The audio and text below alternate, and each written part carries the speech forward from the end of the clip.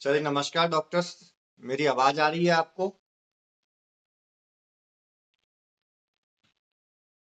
Voice clear है क्या? जी sir, clear.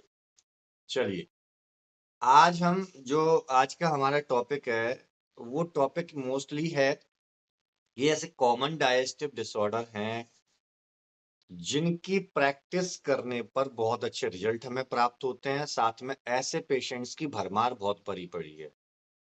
आप देखेंगे हर कोई अपने पेट को पकड़ के बैठा हुआ है, जिसमें सबसे कॉमन तो जो डिजीज आज देखी जा रही है वो कॉन्स्टिपेशन है।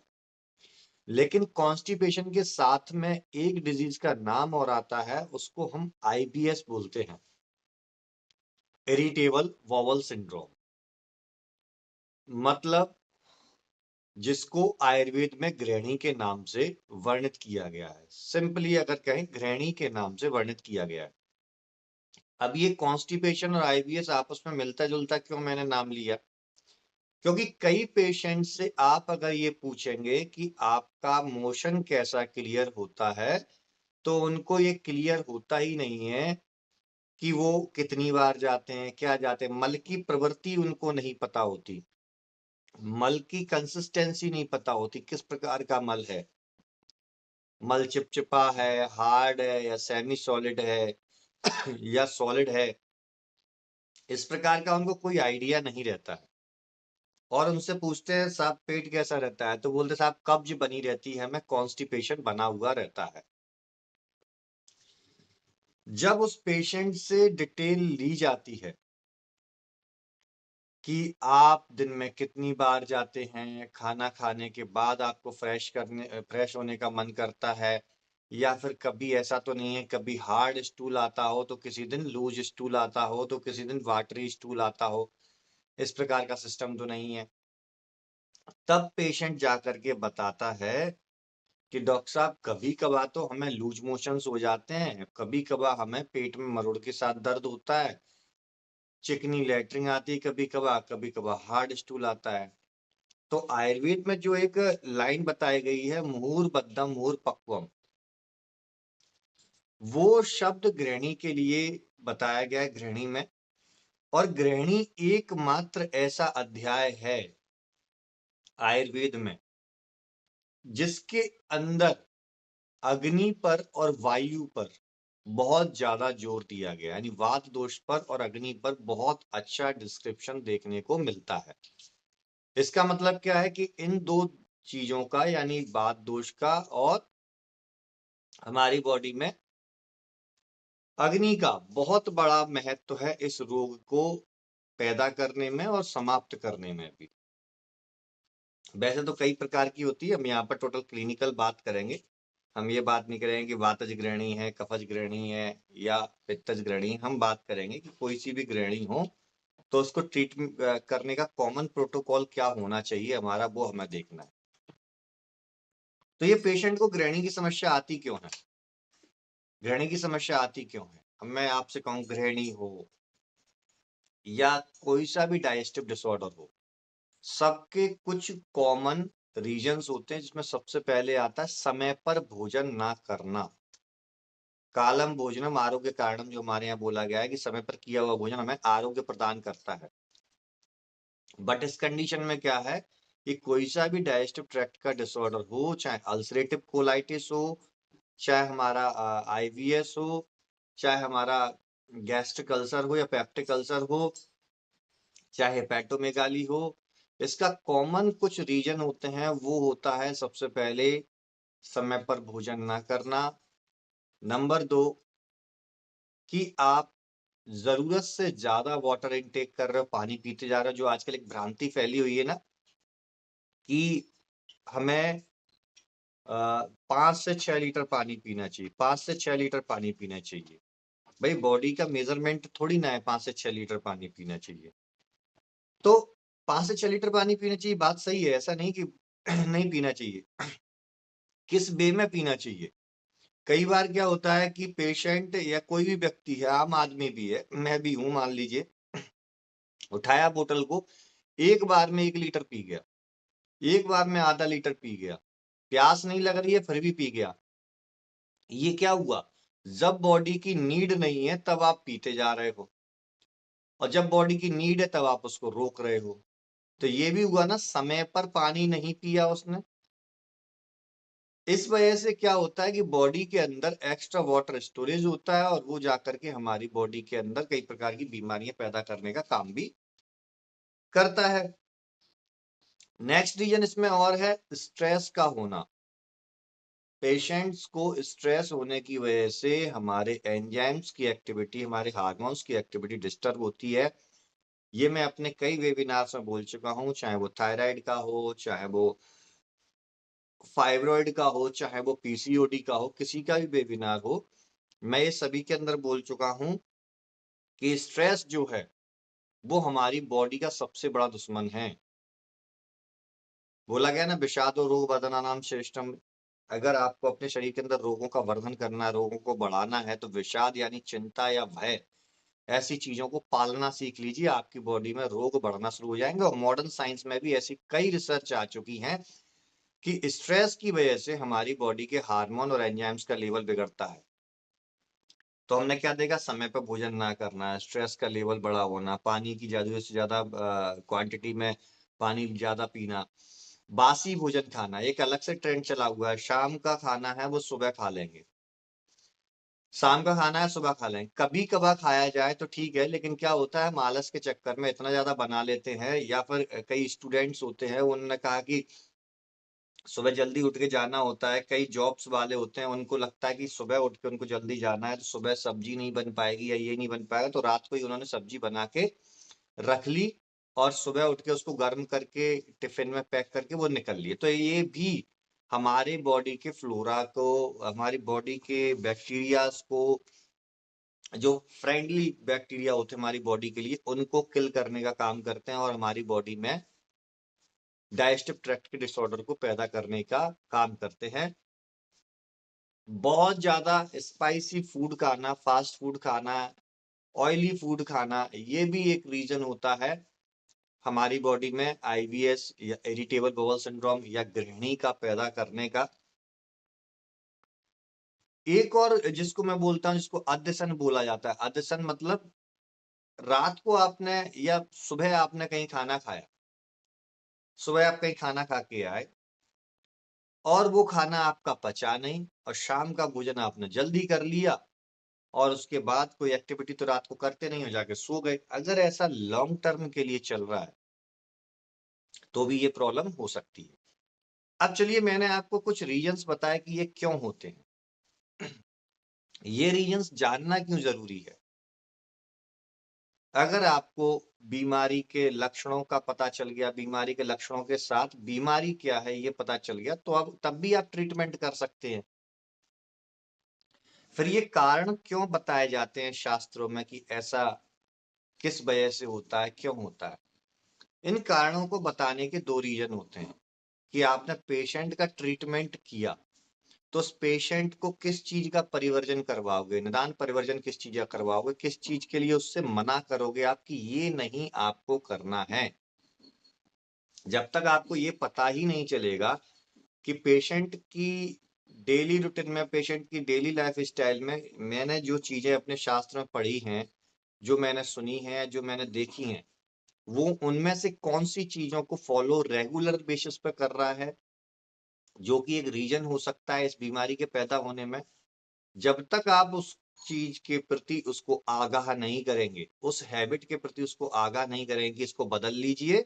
अदरवाइज आज आईबीएस है, कल वो अल्सरेटिव कोलाइटिस में चेंज होगा, परसों जाके सीए ऑफ इंटेस्टाइन में भी कन्वर्ट हो सकता है। क्योंकि मेरे पास लगभग आज से 2020 का केस था, कोविड के समय का।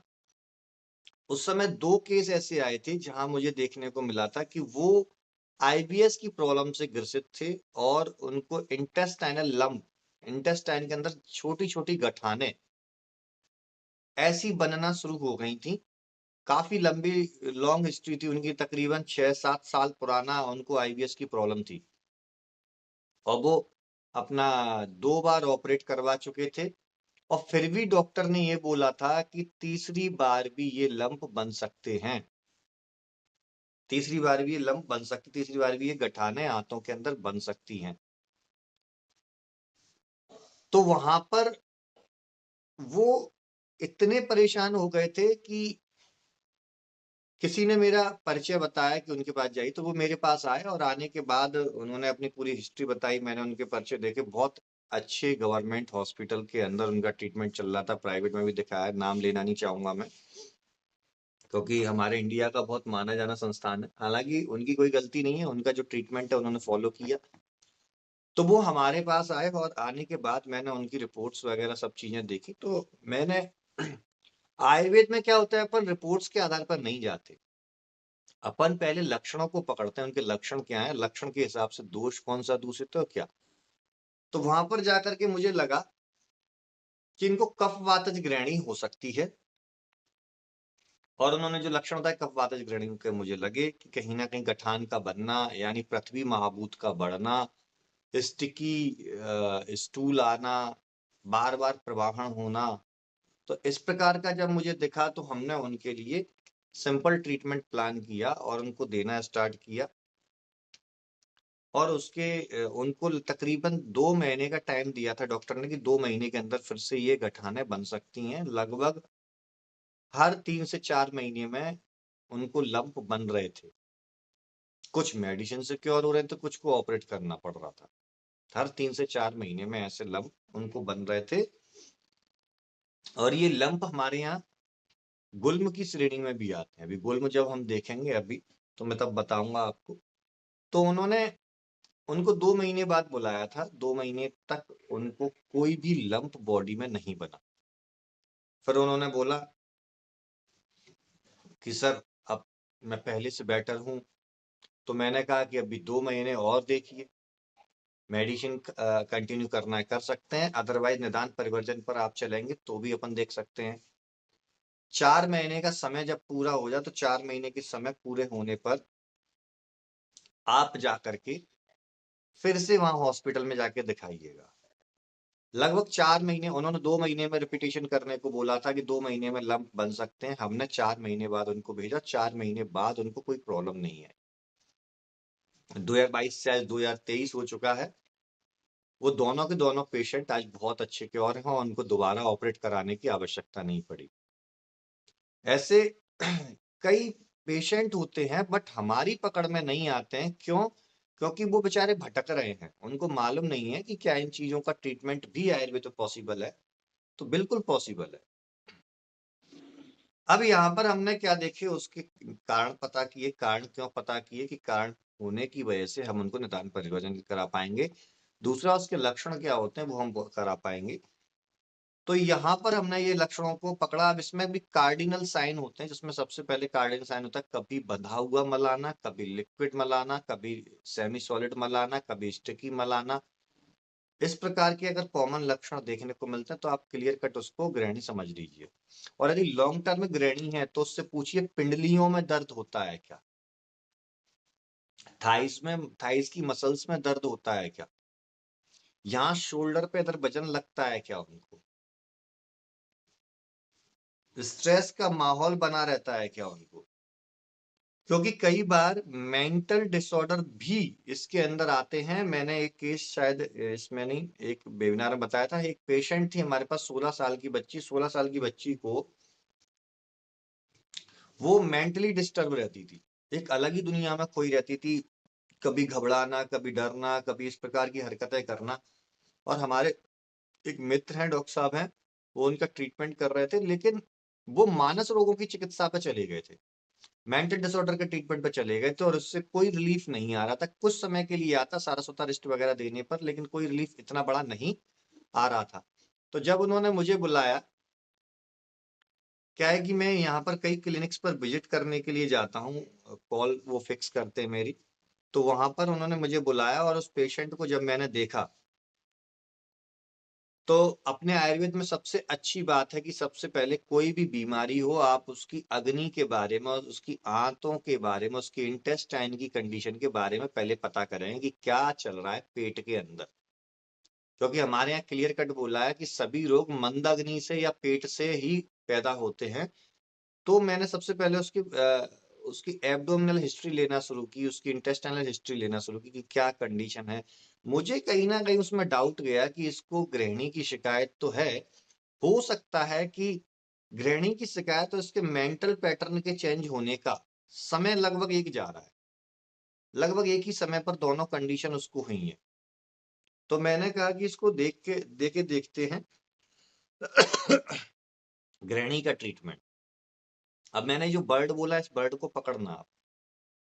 ये कहानियों के रूप में या केस हिस्ट्री के रूप में जो हम बताते हैं, उसके अंदर कुछ पॉइंट्स छुपे होते हैं, उनको आप ज़रूर नोट डाउन कीजिएगा कि मैंने क्या कहा कि ये चीज़ दे कर के देखते हैं कि हमें ऐसा लग रहा है कि शायद गृहिणी की वजह से इस पेशेंट को ये प्रॉब्लम हो गई होगी, इसलिए दे कर के देखते हैं। ये दे कर के देखना क्या है? ये उपसय चिकित्सा है, उपसय चिकित्सा आयुर्वेद का उपसय सिद्धांत। कि अगर मैंने मेडिसिन दी है और पेशेंट को रिलीफ मिला है, मतलब मैं सही रास्ते पर हूं। अगर मैंने पेशेंट को मेडिसिन दी है, रिलीफ नहीं मिला है, मतलब मुझे अपना रास्ता चेंज करने की आवश्यकता है। आज से पहले हमारे पास कई प्रकार के टेक्निकल इंस्ट्रूमेंट नहीं थे, कई प्रकार की टेक्नोलॉजी नहीं थी, विभिन्न प्रकार की जांचों का साधन नहीं था, कई प्रकार के टेस्ट नहीं करवा सकते थे। इसलिए उपसय और अनुपसय चिकित्सा जो की है ना, उपसय अनुपसय को परखने का, ये उन रोगों के डिफरेंशियल डायग्नोसिस करने के लिए बहुत उत्तम है। और आज भी कई एलोपैथिक डॉक्टर भी इस चीज को करते हैं, लेकिन उनको मालूम नहीं होता कि उन्होंने उपसय अनुपसय का उपयोग किया है। तो वहां पर मैंने दे करके देखा और उसको विद इन 10 डेज के अंदर, 10 दिनों के अंदर उस बच्ची को बहुत अच्छा फायदा देखने को मिला। और वो बच्ची कंप्लीटली 1.5 से 2 महीने का ट्रीटमेंट हमारा उसका चला, जहां पर कंप्लीटली वो ठीक होके गई। तो इस प्रकार से आईबीएस कितना बड़ा दायरा कवर करता है, इसको आपको पता चल गया होगा। और इसके पेशेंट भरमार में पड़े हुए हैं। अगर आपने इन्हीं के ऊपर अपनी महारत हासिल कर ली, आपने गैस्ट्रो इंटेस्टाइनल ट्रैक्ट का क्लिनिक खोल दिया, जिसको बोलते हैं गैस्ट्रो क्लिनिक के नाम से बहुत फेमस हो रहा है। अगर आपने केवल पेट को ही पकड़ लिया, पेट में भी क्या, मैं ये नहीं कह रहा आप कैंसर को पकड़े या किसी बड़ी बीमारी को पकड़े, आप पेट के साधारण साधारण रोगों को पकड़े, तो हर व्यक्ति पेट पकड़ के बैठा हुआ है। हर व्यक्ति पेट पकड़ के बैठा हुआ है। और इस चीज को यदि आप देखेंगे तो बहुत ज्यादा रुपए है इसके अंदर। आप खुद नोटिस करते हो कि आपके आस पड़ोस में कितने लोग हैं। बस आपको उन लोगों को अवेयर करना है कि भैया मैं तुम्हारा ट्रीटमेंट कर सकता हूं और आप मेरा ट्रीटमेंट लीजिए। और रिलीफ उनको देंगे हम मिलकर के, आप और मैं। तो इसका उपचार बताने से पहले मैं आपको एक नॉर्मल सी चीज बता देता हूँ, एक अनाउंसमेंट बता देता हूँ कि मार्च के फर्स्ट वीक में क्लिनिकल क्लासेस हमारी फिर से स्टार्ट होने जा रही हैं। फिर से ये क्लिनिकल क्लासेस स्टार्ट होने जा रही हैं। साल में एक बार या 2 बार ये क्लासेस स्टार्ट होती है, मैं बता दूं, क्योंकि यहाँ पर जो हमने और हमारे जो टीम मेंबर्स हैं जो हमसे जुड़े हुए हैं, उनके क्या एक्सपीरियंस किन डिजीजों पर रहे और संहिता से उन्होंने कैसे उन फॉर्मूलाज को उपयोग करके अपनी प्रैक्टिस में डाला, इन सारी चीजों का कॉम्बिनेशन करके हम लेकर के आते हैं, टोटली प्रैक्टिकल। लेकिन इस बार का जो डिजाइन किया हुआ क्लिनिकल कोर्स है वो सबसे अलग है। ये लॉन्ग टर्म कोर्स चलने वाला है। यहाँ पर हम शॉर्ट में कुछ नहीं बताने जा रहे हैं। आपने अगर फिजियोलॉजी पढ़ी है, जो मैं छोटे छोटे सिद्धांत बताता हूँ ना, उपसय चिकित्सा, और ये आपने फिजियोलॉजी पढ़ी है, तो वो फिजियोलॉजी के क्या प्रिंसिपल हैं जो आपकी प्रैक्टिस में हेल्प कर सकते हैं।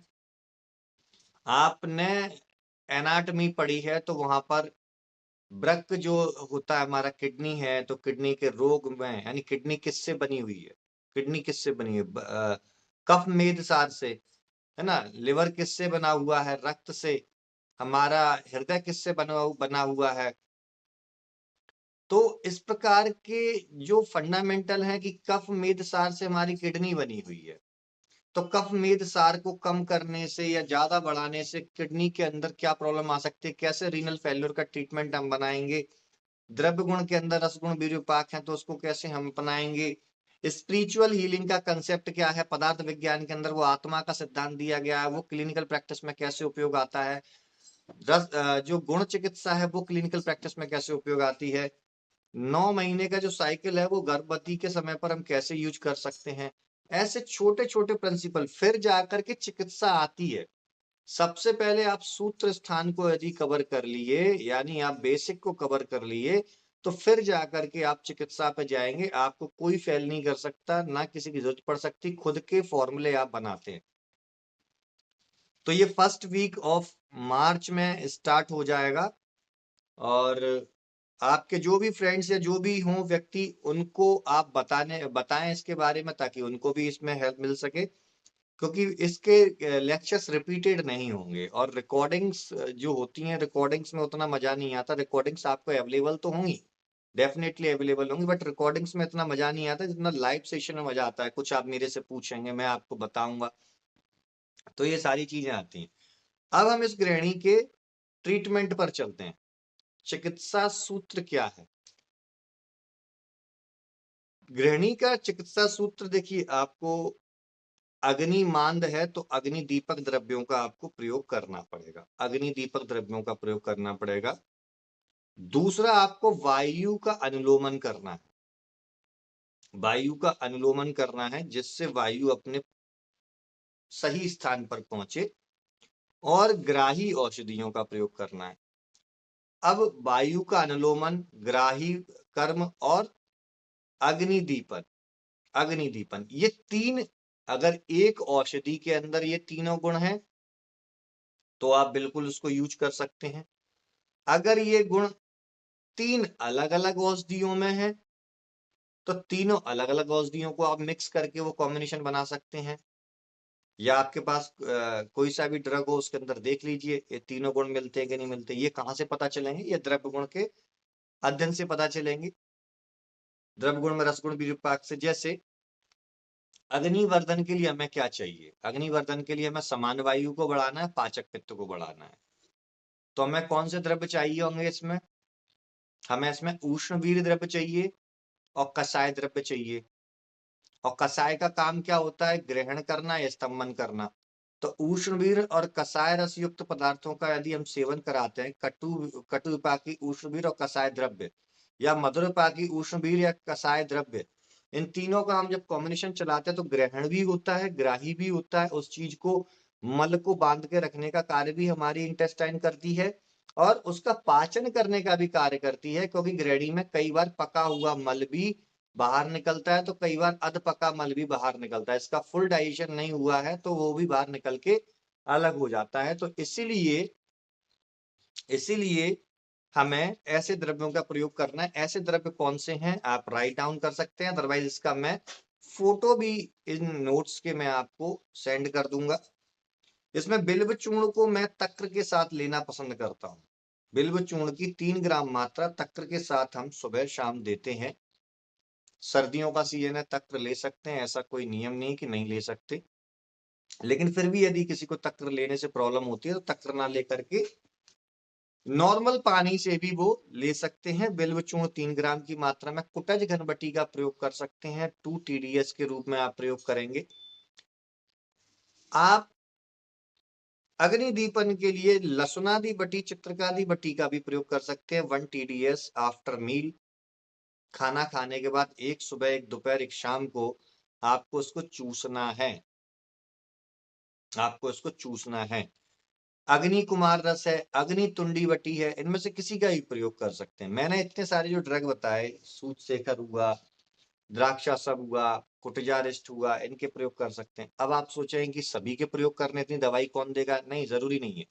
मैंने बताया ना सिद्धांत, ग्राही बिल्व चूर्ण ग्रहण का भी कार्य कर रहा है, ग्राही भी है, और दीपन का भी कार्य करता है, वायु अनुलोमन का भी कार्य करता है। चित्रकादि बटी अग्नि दीपक का कार्य करती है, क्योंकि यह अग्नि मांद मुख्य कारण है, इसलिए अग्नि का दीपन करना बहुत ज्यादा जरूरी है। तो एक चित्रकादि बटी या लसुनादि बटी किसी को भी आप ऐड कर सकते हैं, जिससे उसका वर्धन हो जाए। अगर उसको बहुत ज्यादा दिन में, जैसे सुबह वो सुबह फ्रेश हो गया और दोपहर में फिर जाने का मन करता हो, फिर 1 घंटे बाद फिर जाने का मन करता हो, अगर ऐसी हिस्ट्री मिल रही है, तो आप उस व्यक्ति को कोटाजिगन-बटी 2BD के डोज में दे सकते हैं। और इसके साथ अगर हाइपर एसिडिटी जुड़ी हुई है उसको, तो सूत-सेकर रस का प्रयोग आप उसको कर सकते हैं। इससे उसे काफ़ी आराम मिलता है।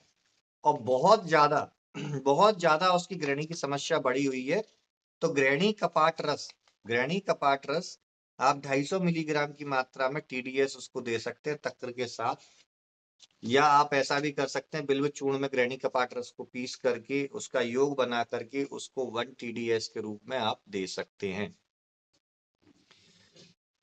इसके बाद जो नेक्स्ट जो टॉपिक मैं लेना चाहूंगा वो मैं लेना हाइपर एसिडिटी। हाइपर एसिडिटी के पेशेंट्स में क्या रीजन होते हैं?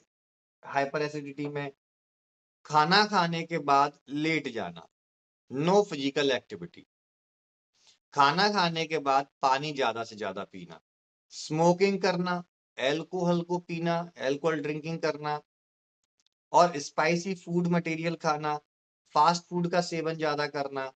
इससे क्या होता है कि आपके इंटेस्टाइन के अंदर फाइबर की कमी होती है, और वो फाइबर की कमी होने की वजह से हमारे भोजन का पाचन सही तरीके से नहीं हो पाता है। सामान्य वायु का प्रतिलोम दिशा में निकलने लगती है, ऊपर की तरफ सामान्य वायु का प्रभाव होने लगता है, जिसकी वजह से बेल्चिंग होती है, खट्टी डकारें आती हैं, चेस्ट बर्न होता है। सिंपल सी प्रॉब्लम है, पेशेंट ऑटोमेटिकली आकर के बताता है, डायग्नोसिस सिंपल हो जाती है कि मुझे एसिडिटी हुई है। उसको बता दो भाई ऐसी ऐसी चीजें नहीं खाओगे जो मैंने आपको बताया, कि स्पाइसी फूड नहीं खाना है, फास्ट फूड नहीं खाना है, समोसे कचौड़ी नहीं खाना है ना, घर में मिर्च मसाले ज्यादा डलते हैं वो नहीं खाना है, नमक अगर ज्यादा सब्जी में डलता हो उसको कम करना है। ऐसी चीजें आपने बता दी। उसके साथ में आप बहुत सारी औषधियां हमारे जहाँ हैं जिनका प्रयोग आप उन्हें करा सकते हैं। आप उनको प्रबाल पिष्टी का प्रयोग करा सकते हैं, शीत प्रभावटी का प्रयोग करा सकते हैं, आप सूत शेखर रस का प्रयोग उनको बता सकते हैं। सूत शेखर रस का प्रयोग बताएंगे या लघु सूत शेखर रस का प्रयोग बताएंगे, बहुत अच्छे इसके रिजल्ट आते हैं। मुलेठी का प्रयोग बता सकते हैं, मुलेठी चूर्ण बहुत अच्छा है। इतनी अच्छी औषधियां हमारे यहाँ वर्णित है कि पेशेंट को इंस्टेंटली रिलीफ मिलता है। डेफिनेटली लघु सूत शेखर रस, मुलेठी पाउडर, नींब त्वक चूर्ण या नींब पत्र चूर्ण भी यदि आप देते हैं तो उससे इंस्टेंटली एसिडिटी कंट्रोल होती है। यहाँ पर चिकित्सा सूत्र क्या रहता है? यहाँ पर चिकित्सा सूत्र होता है हमारे यहाँ पर वायु का अनुलोम करना, पित्त शमन करना, अग्नि दीपन करना। अग्नि दीपन कैसे होगा? अग्नि दीपन करने के लिए आप अगर वायु का अनुलोमन करेंगे, पित्त का शमन करेंगे, और यदि आपको कफ की हिस्ट्री मिल रही है, चेस्ट हैवीनेस या मुंह से लार टपकना, या जब कफ जो उल्टी वोमिटिंग होती है उस पेशेंट को हाइपर एसिडिटी में, तो उसमें कफ आ रहा है या नहीं आ रहा, ऐसे लक्षणों की वजह से आप उसको प्रयोग कर सकते हैं। और यहाँ पर थोड़ा सा दीपन के रूप में आपको बता दूं, शुंठी चूर्ण का प्रयोग आप 1 ग्राम की मात्रा में सुबह शाम यदि पेशेंट को कराते हैं, शुंठी चूर्ण 1 ग्राम की मात्रा में सुबह शाम उसको प्रयोग कराते हैं, तो अम्ल पित्त के पेशेंटों को बहुत ज्यादा लाभ मिलता है। अम्ल पित्त में दूसरा कंडीशन आती है श्लेष्म पित्त। श्लेष्म पित्त, श्लेष्म पित्त में क्या होता है कि स्टमक के अंदर की, अब यहां से नेक्स्ट डिजीज की तरफ हम बढ़ते हुए चल रहे हैं, इसको लिंक करते हुए चलना। पेशेंट को हाइपर एसिडिटी हुई और पेशेंट के अंदर अमाशय में आम संचय हो रहा है, और आम संचय होने से उसकी जो वॉल है वहां कफ का एक्यूमुलेशन होगा, और वहां से रेगुलर मात्रा में HCl का सीक्रेशन होने लगता है। अब वो भोजन जो आपने किया, अध्यशन जिसको बोला मैंने, या अत्यशन जिसको बोला, कि बहुत ज्यादा भोजन किया, या कई प्रकार के NSAID non steroid anti inflammatory drugs होते हैं उनका प्रयोग यदि कोई कर रहा है, हेलिकोबैक्टर पायलोरी का इन्फेक्शन यदि हो गया, तो उसकी वजह से क्या होता है, भोजन वहां पर पड़ा रहता है, स्टमक की चर्निंग मूवमेंट हो रही है, भोजन वहां पर पड़ा हुआ है, वहां पर एसिड का सीक्रेशन हो रहा है। तो कई बार वहां की जो म्यूकोसा होती है, म्यूकस मेम्ब्रेन होती है, वो म्यूकस मेम्ब्रेन डिसॉल्व होना शुरू हो जाती है। म्यूकस मेम्ब्रेन डिसॉल्व होना शुरू हो जाती है पित्त का गुण क्या है? पित्त का गुण है पित्तम साय स्नेह, उष्ण स्निग्ध। पित्त क्या है? उष्ण स्निग्ध। और कफ क्या है? शीत स्निग्ध। गुणों को समझिए, पित्त है उष्ण स्निग्ध, कफ क्या है? शीत स्निग्ध। तो यहाँ पर हम कभी बासा भूसा इस प्रकार का खाना खा रहे हैं, कभी गर्म कभी ठंडा इस प्रकार का खाना खा रहे हैं, तो ये दोनों आपस में इंटरेक्शन करके दूषित होते रहते हैं और स्निग्ध गुण को बढ़ा देता है और वो ही वेल्चिंग के रूप में ऊपर आने लगता है, नीचे की तरफ जाता नहीं, क्योंकि स्निग्ध गुण होने की वजह से वहां पर अवरोध आने लगता है। वो अवरोध ही पित्त को नीचे की तरफ जाने नहीं देता। यहाँ पित्त ज्यादा मात्रा में नहीं बढ़ता है, नोटिस कीजिएगा। पित्त का अवरोध हो जाता है, जिस वजह से पित्त नीचे की तरफ गति करना चाहिए वो ऊपर की तरफ गति करने लगता है। ऊपर की तरफ गति करने लगता है, जिससे उसको हाइपर एसिडिटी की प्रॉब्लम होने लगती है। श्लेष्म पित्त में भी ये कंडीशन देखने को मिलती है, जो मैंने बताया, वोमिटिंग में उसको कफ आ रहा है या नहीं आ रहा, चेस्ट में हैवीपन है या नहीं है, ऐसे लक्षणों से आपको पता चल जाता है। भोजन उसका पच रहा है नहीं पच रहा, भूख तो नहीं कम हो गई उसकी, ऐसे लक्षण देखने से ये पता चलता है। तो जब ये कंडीशन ज्यादा लंबे समय तक बनी रहती है, तो इस कंडीशन के बाद ही गैस्ट्रिक अल्सर और ड्यूडेनल अल्सर, जिसको अनिद्रव्यसूल या परिणामसूल के नाम से हम जानते हैं, ये पैदा होने लगते हैं। हाँ, तो जो अनिद्रव्यसूल या परिणामसूल होते हैं ये पैदा होने लगते हैं। हर रोग दूसरे रोग को पैदा करने में अपनी एक भूमिका निभाता है, इसलिए हमें प्रीवियस डिजीज के बारे में भी पेशेंट से हिस्ट्री में जानकारी लेनी है। यहाँ पर कुछ रीजन होते हैं, जिन रीजन्स को मैं आपसे डिस्कस कर लेता हूँ। जैसे मैंने जस्ट अभी आपको बताया, हेलिकोबैक्टर पायलोरी जो बैक्टीरिया होता है उसकी वजह से ये होता है। अब ये बैक्टीरिया वहां पर जाकर के इन्फेक्शन कैसे करता है, तो उसके पीछे रीजन है। मैंने आपको बताया कि कफ का संचय होने से वहां पर स्टमक के अंदर मीडियम ऐसा बन जाता है जो कि इनको ग्रो करने में हेल्प करता है। जबकि स्टमक के अंदर इतना ज्यादा एसिडिक मीडियम होता है कि वो किसी भी वायरस बैक्टीरिया को किल कर सकता है, लेकिन वहां पर जाकर के इनको प्रोटेक्शन देता है वही दूषित कफ या आम, जिसको हम बोलते हैं। बहुत लंबे समय से एनएसएआईडी जो ड्रग होते हैं, non steroidal anti inflammatory drugs होते हैं, जिसमें नेमसलाइड आता है ना, निमोसलाइड की टेबलेट आती है, पेन किलर, बहुत सारे पेन किलर आते हैं उसके अंदर। इनके काफी लंबे समय से वो पेशेंट यूज कर रहा हो, या वो पेशेंट हाई डोज में इसका यूज कर रहा हो, दिन में 3-3 4-4 बार वो ले रहा है, तो उसको ये प्रॉब्लम होगी। उसको भूख लगी है 10 बजे के आसपास सुबह, और वो 12-1 बजे तक भूख को रोक रहा है, तो उस समय पर बॉडी के अंदर आपको मालूम है कि रिफ्लेक्स के थ्रू भोजन का टाइम हुआ और भोजन की यानी भूख लगने लगती है। तो ग्रेलिन हार्मोन होता है जिसकी वजह से हमारा दीपन होता है, ग्रेलिन हार्मोन की वजह से दीपन होता है। पाचन के लिए तो काफी हार्मोन होते ही है। तो जब वो ग्रेलिन हार्मोन का टाइम हुआ सीक्रेशन का, तो उस समय पर वो वहां पर एचसीएल का सीक्रेशन भी कराने लगता है। तो समय समय पर तो एचसीएल आ रहा है स्टमक के अंदर, समय समय पर तो गैस्ट्रिक जूसेस आ रहे हैं हमारे स्टमक के अंदर, तो वो आकर के वहां की म्यूकोसा को रप्चर्ड करना शुरू कर देते हैं। इसलिए हमेशा बोला गया है, कालम भोजनम आरोग्य कारणम, समय पर किया हुआ भोजन आरोग्य प्रदान करता है। इसलिए ऐसे रोगियों को हम कहते हैं कि समय पर आप भोजन कर लीजिए, कर लेना। अगर समय पे भोजन करेंगे, आप मील्स को आप अगर कट करेंगे, तो प्रॉब्लम आएगी। जो आजकल बहुत ज्यादा महिलाएं हैं कि नहीं डाइटिंग वाइटिंग करना है उन्हें, वो डाइटिंग के चक्कर में मील का जो ब्रेक होता है, समय होता है, उसको ही मिस कर देती हैं। खाना खाने का समय होता है उसको ही मिस कर देती हैं, और उस वजह से ऐसी प्रॉब्लम भी देखने को मिलती है। काफी पेशेंट आने लगे हैं, हमें काफी पेशेंट ऐसे मिलते हैं जैसे डाइटिंग की हिस्ट्री मिलती है और उनको अल्सर्स की हिस्ट्री में कन्वर्ट हो जाते हैं वो पेशेंट। बहुत ज्यादा फास्ट फूड का, एसिडिक फूड का, स्पाइसी फूड का सेवन करना आज बहुत ज्यादा प्रचलन में है, कि बहुत ज्यादा नमक वाले ऑयली चीजें, बहुत ज्यादा स्पाइसी मिर्च मसाले वाली चीजें खाए जा रहे हैं। और ऐसा नहीं कि एक आध दिन खा रहे हैं, वो डेली उनका बन जाता है। पेटीज वगैरह खाते हैं, पिज्जा हो गया, बर्गर हो गया, आजकल उसके अंदर भी वो कौन सा सॉस होता है, चिली सॉस डाल के बहुत ज्यादा खा रहे हैं। तो ये सर्वदा सर्वभावानाम सामान्यम वृद्धि कारणम, जो हमने कंसेप्ट पढ़ा है कि समान चीजें समान चीजों को अट्रैक्ट करती हैं, लाइक्स अट्रैक्ट्स लाइक। हमने पढ़ा है। तो इस प्रकार से वो हमारी बॉडी में जाकर के उष्ण चीजें हमारी बॉडी में जाकर के पित्त का वर्धन कर देती हैं और उसकी वजह से ये अल्सर्स होने लगते हैं। काफी समय से अगर पेशेंट को आईबीएस है, काफी समय से पेशेंट को हाइपर एसिडिटी है, तो भी ये प्रॉब्लम देखने को मिलती है। रात्रि जागरण की अगर उसका बहुत ज्यादा स्ट्रेस लेना, रात्रि जागरण की वजह से भी ये प्रॉब्लम बॉडी में देखने को मिलती है। ऐसा हमने कई पेशेंटों में देखा है। ये हमारे खुद के पर्सनल एक्सपीरियंस है, इसलिए इन रीजंस को बता रहे हैं। अदरवाइज इसके अलावा भी बहुत ज्यादा रीजंस होते हैं जो बुक्स के अंदर तो देखने को मिल जाते हैं, but day to day life में पेशेंट्स के अंदर उतने ज्यादा रीजन नहीं मिलते, लेकिन इतने तो मिलेंगे ही मिलेंगे। ये तो क्लियर है, इनमें से कोई ना कोई तो पेशेंट फॉलो कर रहा हो जिसकी वजह से उसको हो जाएगा।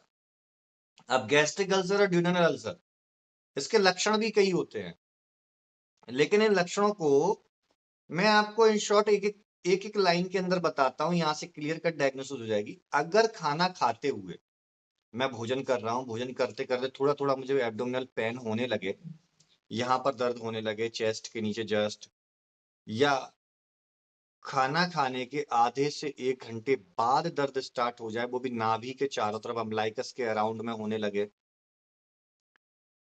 तो यदि खाना खाते खाते या खाना खाने के तुरंत बाद यदि दर्द हो रहा है या खाली पेट दर्द हो रहा है, तो वो गैस्ट्रिक अल्सर का दर्द है। क्लियर कट डायग्नोसिस है। वहीं पर पेशेंट से बोल देना भैया एंडोस्कोपी करा लो, बैरियम मील एक्सरे करा लीजिए, वहां से हम आगे आपकी प्रक्रिया को पूरा करेंगे। यदि पेशेंट अपनी हिस्ट्री लेकर आ ही रहा है, एंडोस्कोपी लेकर आ रहा है, तो और बढ़िया है।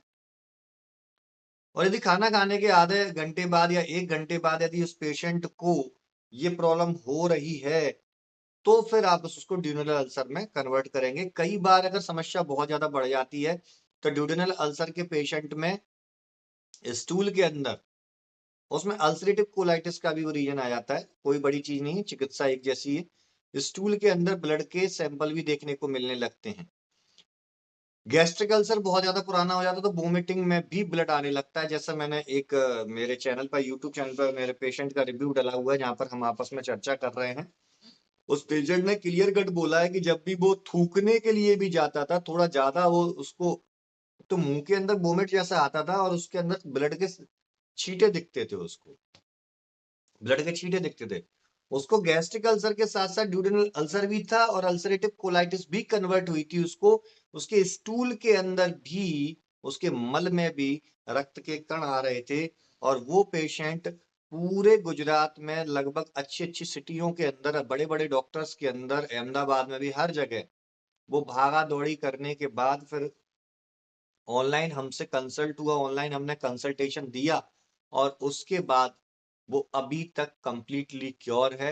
लगभग 2 से 2.5 साल हो गए उनको, कोई प्रॉब्लम उनको नहीं है। लेकिन हाँ, ऐसी प्रॉब्लम थी तो ट्रीटमेंट भी 6-7 महीने उनका कंटिन्यूअसली चला। बड़ी समस्या तो बड़ा ट्रीटमेंट समय लगता है, ऐसा नहीं है। लेकिन हाँ ये है कि 4 से 5 दिनों के अंदर उनको आराम मिलने लगा था। उन्होंने खुद ने बोला है, उस ऑडियो के अंदर मैं आपको शेयर करूंगा, सुनना, कि 4 से 5 दिनों के अंदर वो खुद बोल रहे हैं कि आयुर्वेद धीमे काम करता है। गलत अवधारणा है, आयुर्वेद भी जल्दी काम करता है, बस सही डायग्नोसिस की आवश्यकता है। तो ये मैंने आपको सिंपल से क्लियर कट 2 पॉइंट बताया। अगर खाना खाते हुए दर्द हो रहा है तो प्रॉब्लम है गैस्ट्रिक की, और खाना खाने के आधे 1 घंटे बाद अगर दर्द हो रहा है तो प्रॉब्लम है ड्यूडेनल अल्सर की। इसका चिकित्सा सूत्र लिख लीजिए। वायु का अनुलोमन करना है, व्रण रोपण करना है। वायु अनुलोमन, व्रण रोपण, पित्त शामक कफ पाचक। लिखिए, वायु का अनुलोमन, व्रण का रोपण, पित्त शामक कफ पाचक, पहला सूत्र। दूसरा सूत्र होता है पित्त का रेचन कराने वाली भी औषधि आप इसमें दे सकते हो, शामक की जगह पित्त का रेचन कराने वाली। वो डिपेंड करता है, अगर पेशेंट को बहुत ज्यादा बर्निंग सेंसेशन हो रहा है, बहुत ज्यादा दर्द हो रहा है, तो उस कंडीशन में आप पित्त का रेचन कराएं तो ज्यादा बेटर है। पहले पित्त का शमन करें और तुरंत पित्त का रेचन करा दें। मतलब कैसे, आज आपने उसको मेडिसिन दी, आज खाओ, दोपहर में खाओ, शाम को खाओ, उसको रिलीफ मिल गया, उसको जलन में दर्द में आराम मिल गया। रात को कुछ उसको ब्रेचन बटी दे दी, ताकि सुबह उसको जो पित्त दूषित पित्त पित्त था, जो धातुओं को डिस्टर्ब कर रहा था, जो टिश्यूज को स्ट्रक्चर को डिस्टर्ब कर रहा था, वो सीधा बाहर निकल गया और अब पेशेंट कंप्लीटली क्योर हो गया। तो इस प्रकार से उसका पित्त का रेचन करना है। तो ये सूत्र है। अब इसी सूत्र के हिसाब से हमें मेडिसिन का चयन करना होता है, जिसमें लघु सूत सेकर या सूत सेकर रस को मैं अच्छे तरीके से, इसमें बहुत अच्छी औषधि मानता हूं। मेरी फेवरेट, सबसे फेवरेट औषधि है यष्टि मधु चूर्ण, मुलेठी का चूर्ण सबसे बेस्ट औषधि मुझे लगती है। और इसके दम पर कई पेशेंटों को गैस्ट्रिक अल्सर, ड्यूनल अल्सर की कई पेशेंट्स को ट्रीट किया, और प्रभु के आशीर्वाद से, भगवान धन्वंतरी के आशीर्वाद से आज सबके सब बिल्कुल स्वस्थ हैं, एक में भी असफलता प्राप्त नहीं हुई। क्यों? मुलेठी वायु का अनुलोमन भी करने की दम रखता है, मुलेठी वायु का अनुलोमन करने की भी दम रखता है, मुलेठी पित्त का शमन करने की भी दम रखता है, और व्रण रूपक तो है ही है। जब एक औषधि इतनी सारी चीजों पर कार्य कर रही है, तो कितना अच्छा हो अगर उसको हम अपने प्रयोग में लाएं। मुलेठी, प्रवाल पिष्टी या प्रवाल पंचामृत रस का भी आप प्रयोग कर सकते हैं। अगर इंस्टेंटली आपको पेशेंट को रिलीफ देना है, बहुत ज्यादा जलन हो रही है, तो आप प्रवाल पिष्टी का प्रयोग कर सकते हैं। प्रवाल भस्म का भी प्रयोग, भस्म से ज्यादा मैं आपको कहूं कि पिष्टी का प्रयोग ज्यादा करें। पिष्टी शीतल ज्यादा होती है और बहुत अच्छा कार्य करती है। प्रवाल पिष्टी प्लस यष्टि मधुचूर्ण, प्रवाल पिष्टी 500 मिलीग्राम, यष्टि मधुचूर्ण 2 ग्राम के आसपास आप ले लें। साथ में आप सूत सेकर रस उसमें 250 मिलीग्राम के डोज में डालें, और इस डोज को दिन में 2 से 3 बार आप रिपीट करवा दें उस पेशेंट को, और टोटली निदान परिवर्जन पर ले जाए। खाने के पहले आधा चम्मच दाढ़ी मास तक घृत का प्रयोग करवा सकते हैं। अगर ये नहीं उपलब्ध है तो गाय के घी का प्रयोग आप कराने की कोशिश करें, खाने के पहले आधा चम्मच। उसको वीक में कम से कम 1 या 2 ब्रेचन, लघु ब्रेचन आप कराएं। रात को आप उसको दाल, चावल या चावल दही शक्कर के साथ ऐसी चीजें उसको खिलाएं, या बोल दीजिए कोई सा भी चावल का कोई सा भी प्रयोग वो कर सकता है, इडली भी खा सकता है, ऐसी चीजें उसको खिलवाएं, और सुबह उसको ब्रेचन करा, ब्रेचक बटी से, या जो भी जैसा उसकी कंडीशन हो, आप उसकी कोष्ठ की प्रकृति देख करके उसको ब्रेचन करा सकते हैं। मान लीजिए मृदु कोष्ठी हुआ, और आप अगर उसको हैवी ब्रेचन की चीज दे दोगे तो प्रॉब्लम हो जाएगी, तो मृदु ब्रेचक द्रव्यों का आपको प्रयोग उस समय कराना पड़ेगा। ये पेशेंट की कंडीशन देख करके पता चलता है। पटोल आदि चूर्ण इसमें बहुत अच्छा यूज करता है, पटोल आदि चूर्ण इसमें बहुत अच्छा काम करता है। आमल की चूर्ण बहुत अच्छा कार्य करता है। ऐसे तो बहुत सारी मेडिसिन है, लेकिन यदि आप इतनी ही औषधियों का प्रयोग करते हैं ना, तो आप बहुत अच्छे से पेशेंट को ट्रीट कर लेंगे। देखिए, जरूरी नहीं है कि क्या औषधि आप दे रहे हो, जरूरी ये है कि उस औषधि को फॉलो कैसे करवा रहे हो। जैसे मैंने बताया एक सिद्धांत, जो सूत्र बताया, वायु का अनुलोमन, पित्त का रेचन प्लस कफ का पाचन और व्रण रोपण, ये हमने एक फॉर्मूला बनाया, इस फॉर्मूले के हिसाब से औषधि सिलेक्शन किया।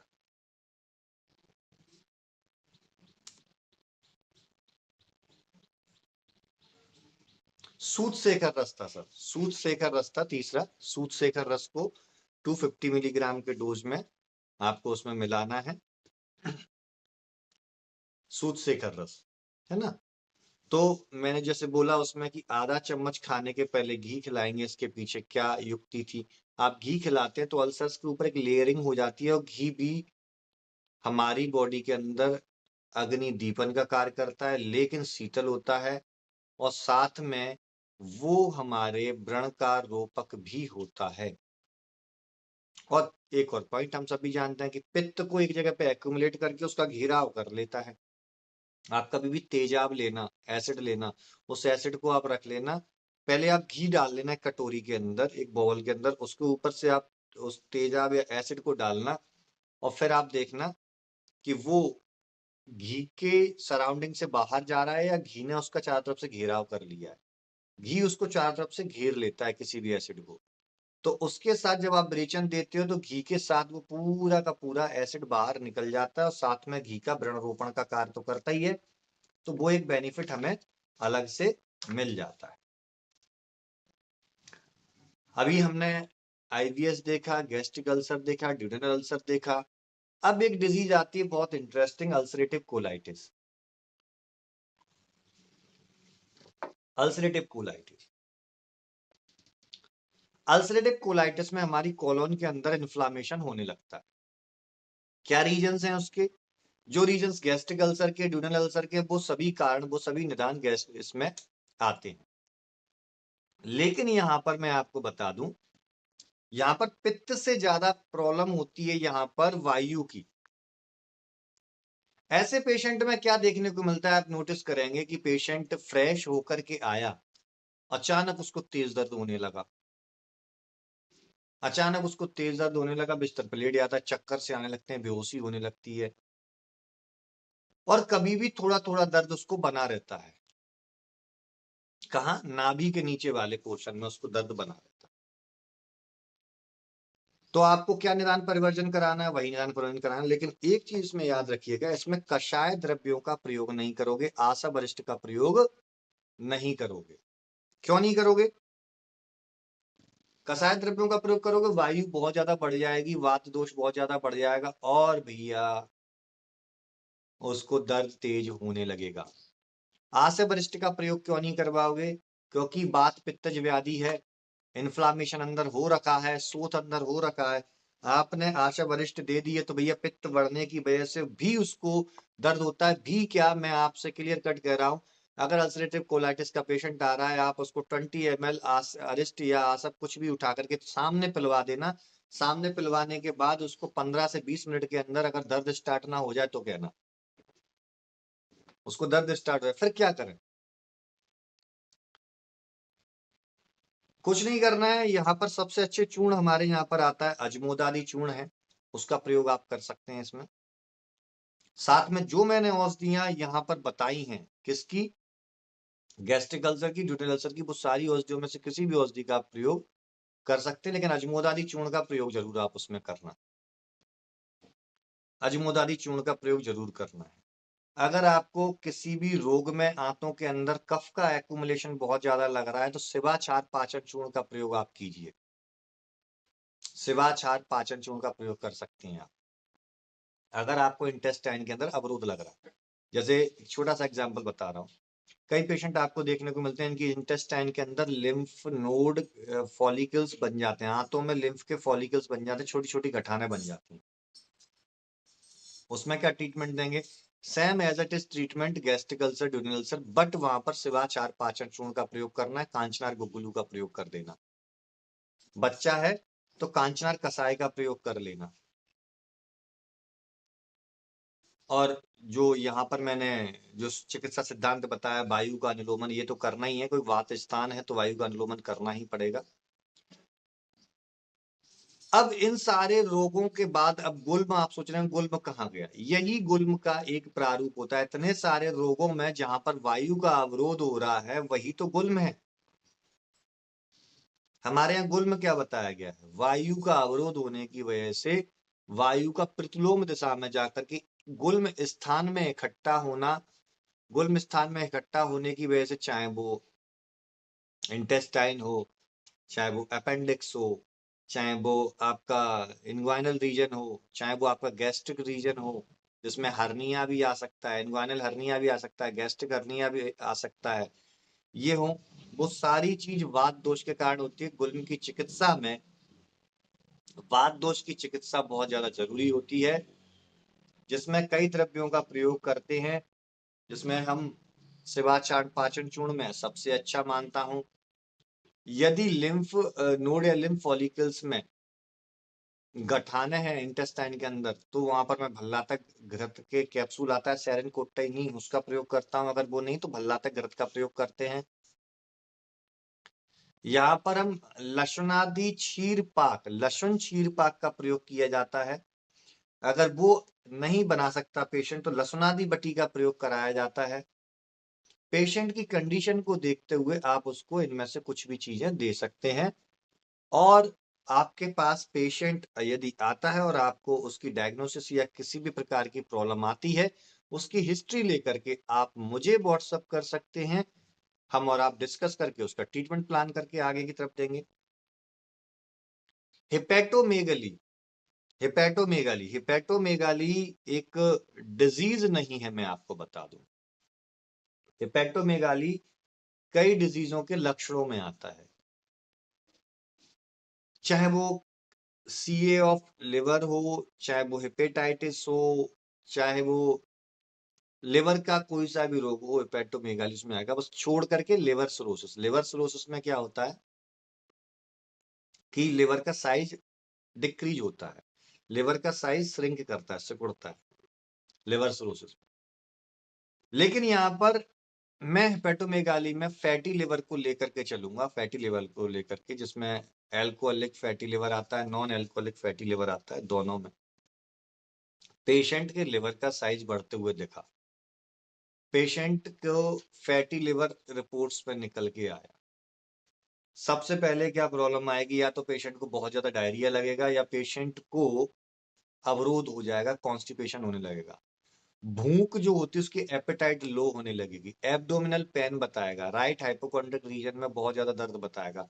पेशेंट को राइट हाइपोकॉन्ड्रिक रीजन में यदि आप दबाओगे, पाल्पेट करोगे, तो ये जो रीजन होता है यहाँ पर, उसकी रिब्स के नीचे आपको स्वेलिंग महसूस होगी, आपको लगेगा कि हाँ यहाँ पर कुछ बड़ा हुआ है।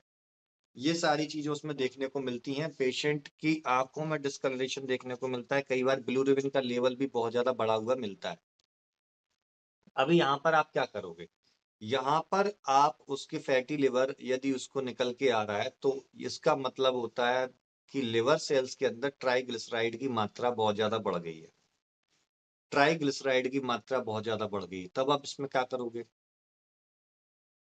इसका चिकित्सा सूत्र, अगर फैटी लिवर ग्रेड 2 या ग्रेड 3 में जा चुका है तो लेखन द्रव्य,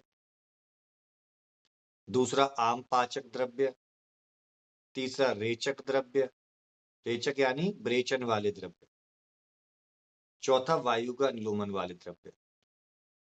यहाँ पर लेखन द्रव्यों में किन का प्रयोग करोगे, आप क्षार का प्रयोग करोगे, जिसमें सबसे बढ़िया मैंने बताया शिवाचार पाचन चूर्ण का प्रयोग करना है। कुछ टैबलेट्स का नाम बताता हूं जो मुझे बहुत अच्छी लगती हैं, आप नोट डाउन कर सकते हैं। जिसमें वैद्य रत्नम कंपनी की टैबलेट है ट्रिगोनिल, ट्रिगोनिल TRIGONIL, ट्रिगोनिल टैबलेट। यहाँ पर दूसरी है लाइपोनिल टैबलेट, ट्रिगोनिल टैबलेट, लाइपोनिल टैबलेट। इसको 2 BD के डोज में हम देते हैं। सरपुंखा हो गया, काकमाची हो गया, भृंगराज हो गया, भूमि आमल की हो गया, इनके कॉम्बिनेशन वाला या तो आप पाउडर दे सकते हैं, इनके कॉम्बिनेशन वाला कोई सा भी सिरप दे सकते हैं। जहां पर Le52 हो गया, एमलीक्योर DS हो गया, किसी को भी आप इसमें से स्टार्ट करवा सकते हैं। लिवर प्रिपरेशन की बहुत अच्छी उसके कॉम्बिनेशन जरूर पढ़ लीजिएगा जो मैंने बताया है। कुटकी या कटु रोहिणी ये जरूर होना चाहिए उस लिवर सिरप के अंदर, यदि नहीं है तो आप उसमें इंक्लूड करवाइए या अलग से अपना कॉम्बिनेशन बनाइए।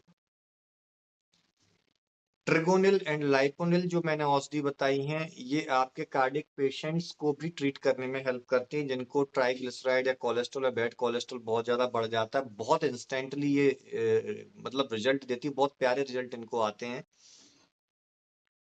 लेकिन लिवर सिरप के बारे में आप समझे कि लीवर सिरप अगर आप ऐसे पेशेंट को देते हैं तो कम से कम TDS के डोज में दें या QID के डोज में आपको देना है। 10 से 15 ml दिन में 3 से 4 बार उसको दिलवाइए। अगर ग्रेड सेकंड के ऊपर अगर फैटी लिवर जा रहा है तो ब्रेचन जरूर कराइएगा, ब्रेचन कराना नहीं भूलना है। एल्कोहलिक वाला अगर पेशेंट है, एल्कोहलिक फैटी लिवर है, तो ब्रेचन कराना अनिवार्य है, बिल्कुल कराइए। और बिल्कुल भी डरने की आवश्यकता नहीं है, इस प्रकार के पेशेंट बहुत आसानी से ट्रीट होते हैं।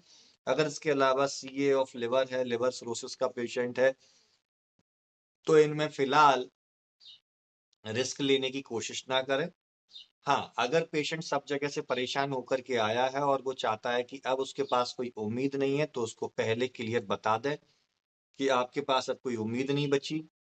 अब हम इसके ऊपर कुछ अपने अनुभवों को प्रयोग करना चाहेंगे। आप हमें सहमति पत्र पर लिख कर दे दीजिए।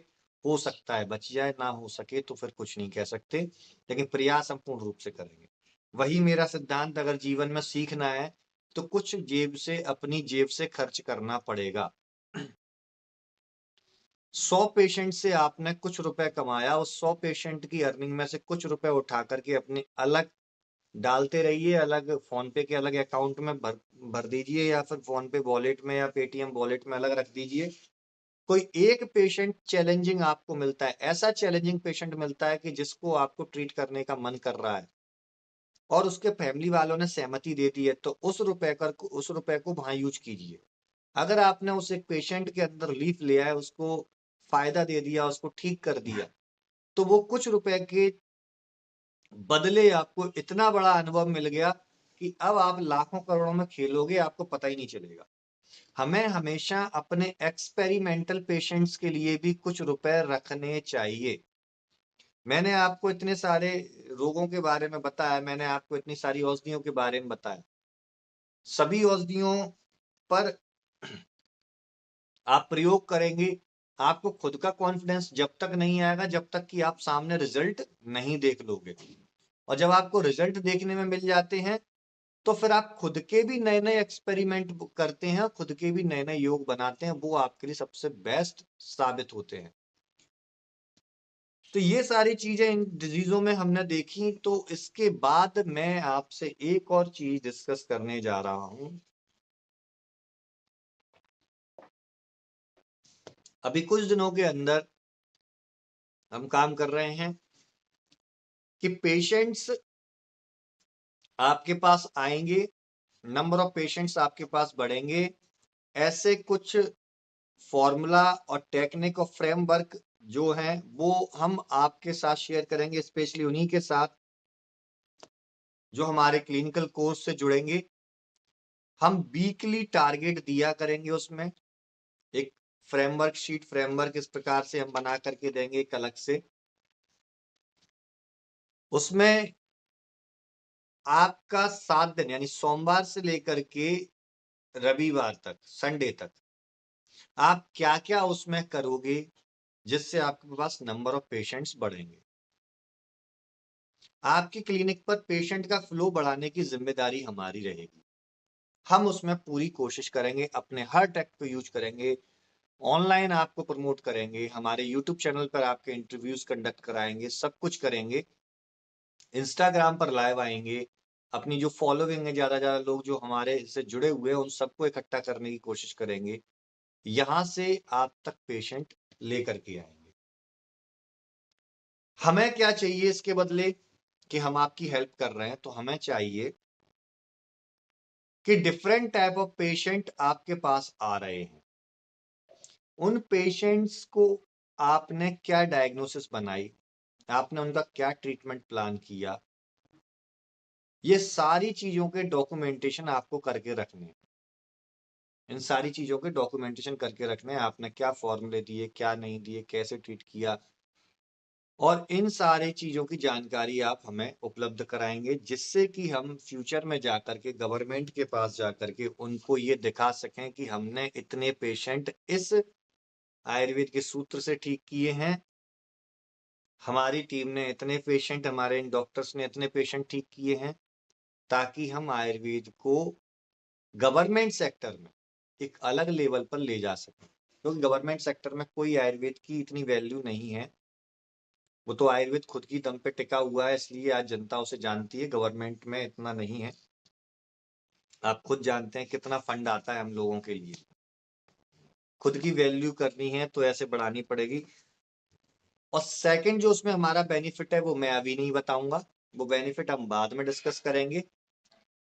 लेकिन पहले हमारा टारगेट है आपके नंबर ऑफ पेशेंट्स आपके बढ़वाने हैं, क्वालिटी ऑफ एक्सपीरियंस आपका बेटर करना है कि आयुर्वेद में डिफिकल्ट डिजीजेज जो है, बहुत क्रॉनिक डिजीजेज हैं, उनको ट्रीट करने का एक सुपर स्पेशलाइजेशन आपके अंदर डेवलप कराना है। आपसे ही डिस्कस करके उसके अंदर हम आपको बताएंगे कि किन डिजीजों पर आपको वर्क करना चाहिए, आप किस कम्युनिटी में रहते हैं, किस जगह रहते हैं, आपकी प्रैक्टिस किस जगह की है, वहां से अन्य जगहों तक आपकी प्रैक्टिस कैसे पहुंचे, उसको भी आपको बताएंगे। बहुत सारी चीजें हैं जो मैं यहाँ पर डिस्कस नहीं कर सकता, इसलिए इस क्लिनिकल क्लासेस को लॉन्ग टर्म क्लासेस के रूप में हमने रखा है। काफी लंबे समय तक ये चलेंगी, लंबे समय हो सकता है कि 1 साल तक हम इसको कंडक्ट करते रहें, 1 साल तक रेगुलर हम काम करेंगे, चाहे आपकी क्लिनिकल मार्केटिंग हो, क्लिनिकल टेक्नोलॉजी पे वर्क हो, चाहे आपके वो तो मेन हमारा पोर्शन है क्लिनिकल, हमने क्लासेस रखा है तो क्लिनिकल टॉपिक्स को भी कवर कराएंगे, बेसिक टू एडवांस लेवल पर चलेंगे, डिजीज वाइज लेक्चर भी रहेंगे और आयुर्वेद के बेसिक प्रिंसिपल्स पर भी लेक्चर रहेंगे। तो आपके कोई भी क्वेश्चन हो आप पूछ सकते हैं, अदरवाइज फिर यहीं पर फिनिश करते हैं इसको।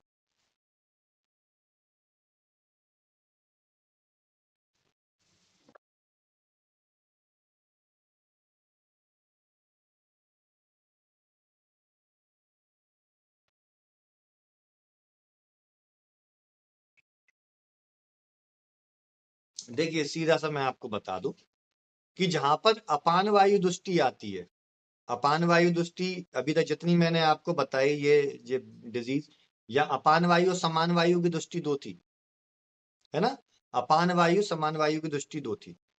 तो यहां पर मैंने सभी का ट्रीटमेंट क्या बताया कि वायु का अनुलोमन करना है, वायु का अनुलोमन करना है निकालने के लिए। तो यहां पर आप मोस्टली जो पाउडर हैं उनको भोजन के बाद आप देंगे, पाउडर्स को, और टैबलेट्स और इनको भोजन के पूर्व देंगे, भोजन के पूर्व देंगे। इस प्रकार से इसका वो फॉर्मेशन रहेगा। लेकिन शास्त्र क्या कहता है, शास्त्र कहता है कि भोजन के पूर्व आपको मेडिसिन अपान वायु दुष्टि में देनी है, बिल्कुल सही कहते हैं। लेकिन भोजन के पूर्व पेशेंट नहीं ले पाता है, इसलिए हमने जो अपना प्रोटोकॉल बनाया है वो बनाया है कि पाउडर्स को हम भोजन के बाद देंगे और टैबलेट्स को हम भोजन के पहले देंगे, तकरीबन आधा घंटे पहले, अच्छे से डिजोल्व होती है। बाकी अगर मैं कहूँ अपनी प्रैक्टिस के बेसिस पर तो इतना कोई बड़ा इफेक्ट नहीं आता भोजन के पहले या भोजन के बाद देने पर।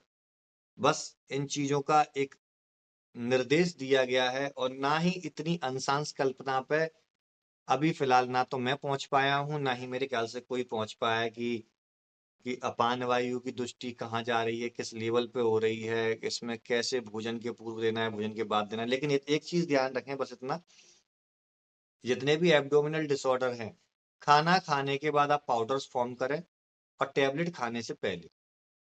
अगर रस औषधियां हैं तो उनको खाना खाने के बाद ही आप दें, क्योंकि व्यक्ति की, अगर मैं भोजन के पूर्व अगर कोई औषधि देता हूं तो रोगी का बल इतना है या नहीं है जो औषधि के डोज को झेल पाए, क्योंकि कई औषधियां ऐसी होती हैं कि भोजन के पूर्व दे दिया, उसके शरीर में शक्ति नहीं है, तुरंत इंस्टेंटली वो ब्लड स्ट्रीम में जाकर के मिलती हैं और पेशेंट को कई बार चक्कर वगैरह आना, बेहोशी आना, ऐसी कंडीशन भी देखने को मिलती है। तो कोशिश करें रस औषधियों को हमेशा भोजन के बाद, कास्ट औषधियां जितनी भी हैं टैबलेट जो फॉर्म है, जैसे कांचनार गुग्गुलू हुआ हमारे यहाँ पर, चित्रकादी बटी हो गई, इनको भोजन से पहले भी आप दे सकते हो तो कोई प्रॉब्लम नहीं आएगी। और कोई क्वेश्चन आपका?